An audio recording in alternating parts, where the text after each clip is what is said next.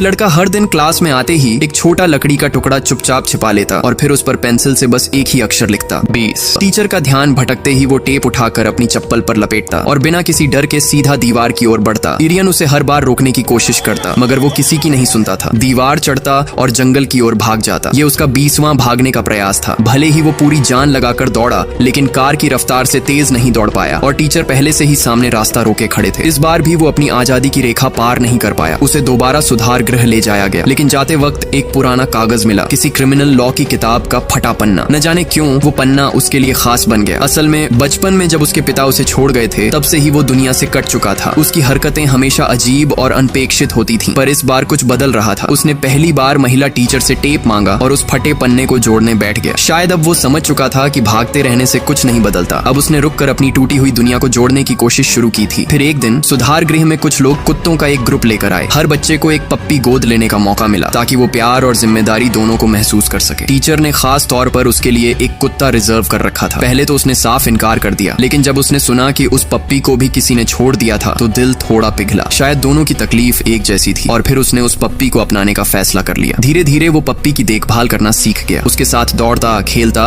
और ऑनलाइन जाकर पता लगाता कि कुत्तों की केयर कैसे की जाती है। हर बार जब नए पप्पी आते उसका और उसके छोटे साथी का रिश्ता और मजबूत हो जाता। उसने एक डॉग टैग भी खुद से बनाया अपने साथी के लिए। अब वो दोनों एक दूसरे की जरूरत बन चुके थे। इतना गहरा बंधन हो गया था कि बस एक हल्की सी सीटी बजाता और पप्पी दौड़कर उसकी गोद में आ जाता। सब कुछ एक नई उम्मीद की तरह चल रहा था पर फिर एक दिन कुछ ऐसा हुआ जिसने सब कुछ हिला दिया। उस दिन लड़के ने हमेशा की तरह सीटी बजाई पर उसका प्यारा दोस्त नहीं आया। दोस्तों, अगर आप पार्ट 2 भी देखना चाहते हो तो कमेंट में जरूर बता देना।